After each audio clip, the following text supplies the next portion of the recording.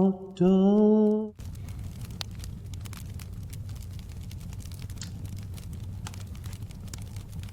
There are moments in your life that don't explode.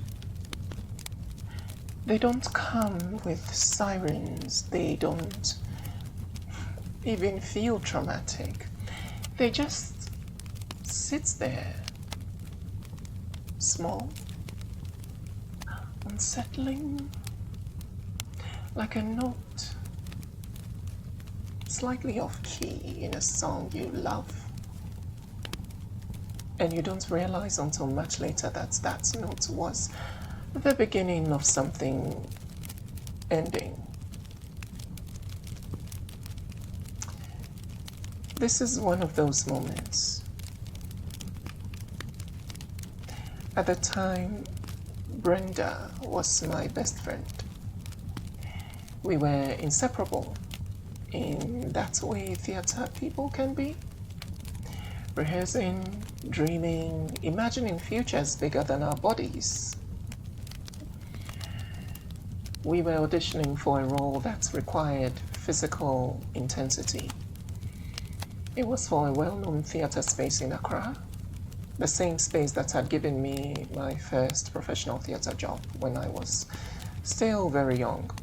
So in many ways, my understanding of theater culture had been shaped there. That space was not neutral for me. It carried history. It carried aspiration. The audition panel included the director of that theater space and also Akosia Hansen, one of Ghana's most renowned feminists,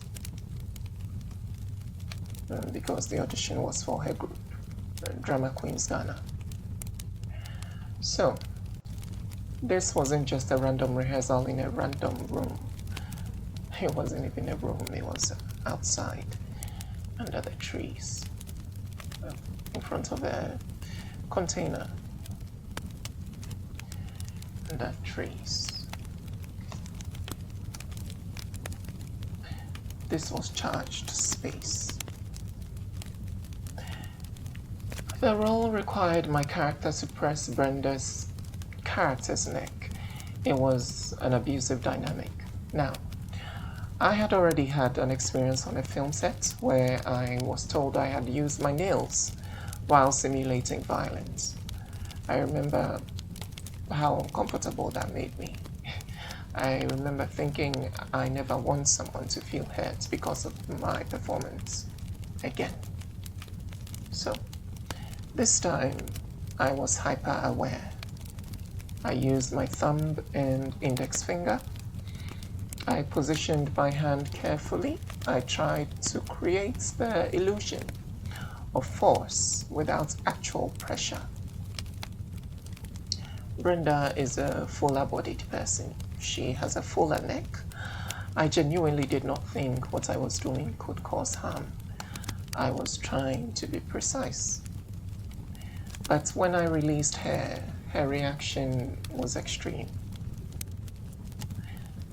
I cannot speak for what she felt in her body. I wasn't inside her skin. But the way she responded startled me. I apologized immediately. No hesitation, no arguments, just, I'm sorry.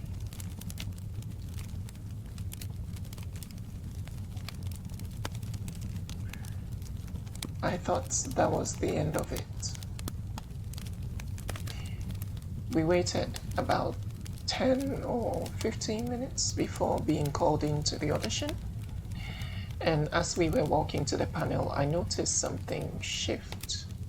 She was holding her neck, frowning, touching it repeatedly. It was subtle but visible. When we entered, the judges noticed. They asked what happened. And she said, plainly, that I had pressed her neck. In that moment, I froze, only to later chuckle. Not because I was guilty, but because something in the air changed. It wasn't the act, it was the framing. One of the judges told me, gently but still alarmed, "Next time be careful, don't press so hard." And I remember thinking, but I didn't. Or did I? Did I misjudge my strength? Did I miscalculate? Or had something else just happened? It didn't fully land then. It lingered. Years later, or maybe a year later, I would revisit that moment differently. Because the neck-pressing incidents did not exist alone. There were other things. Brenda, without my knowledge, contacted my childhood best friend, someone I hadn't spoken to in some time. One day, that childhood friend called me with a dramatic sob story. Heartbroken, distressed, urgent. That day, I had already told Brenda I wasn't going out. I needed rest. I had no plans. But when I heard the desperation in my friend's voice, I panicked. I dropped everything. I went out.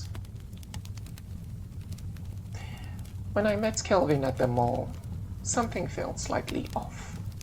They were on the phone, speaking in house sentences, code-like, not fully letting me in. Then they insisted we leave the mall and go somewhere else. And when we arrived, Brenda was there, on the road, as if she had just happened to appear. And in that moment, the optics rearranged themselves. Now it looked like I had lied. Now it looked like I said I wouldn't go out, but here I was. Now it looked like I was inconsistent. But I had been told, placed, positioned. And that was the beginning of a feeling I would later recognize in other areas of my life. Not dramatic conspiracy, not cinematic orchestration, but subtle narrative shaping. Situations where the surface story didn't match the internal truth, where I felt slightly rearranged. Here is where feminism enters. That audition space was feminist-led. And I want to be very clear, this is not an attack on feminism, but I am interested in how narrative operates inside progressive spaces. A man pressing a woman's neck, even in rehearsal, carries weight.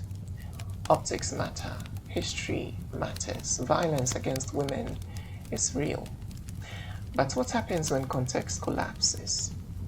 What happens when rehearsal, consent, roleplay, and intention are flattened into a single visual? What happens when the story is cleaner than the nuance?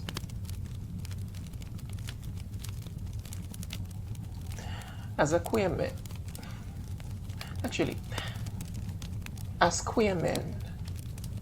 we occupy a strange in-between. We are not straight male power, but we are also not always protected by feminist solidarity. There are moments where you feel suspended, unclaimed. Around that time, I wrote Memeneda, Saturday's song. I was writing one song per day that week, listening to the atmosphere, pulling music from what felt unsettled. And what came was, oi, oi, oi, oi, oi, oi, oi, something has worried me. Something has worried me, I must say it. Something that's really so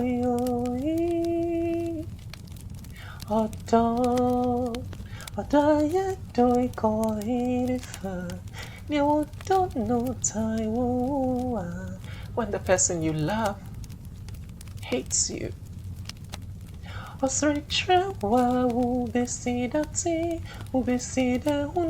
When they smile at you, how do you know? How do you hear? Nakome mo fitanso e nyu se su tre ma.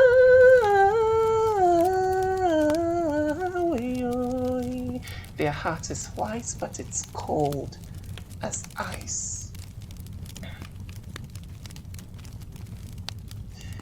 I didn't fully understand why I wrote it then, but I understand now. It wasn't about a neck. It was about the coldness behind the smile. It was about sensing misalignments before you have proof. It was about that off-key note. Looking back, I don't claim to have been physically abused in that rehearsal. I don't claim Brenda felt nothing. I claim something shifted. I claim the story of that moment traveled differently than the moment itself. And I claim that sometimes harm is not loud. Sometimes it is narrative. Sometimes it is being placed in a position where perception hardens around you before you even understand what's happening. And you only realize years later that what you thought was friendship had edges, sharp ones, that you didn't see in time. By the fireside. See you next time.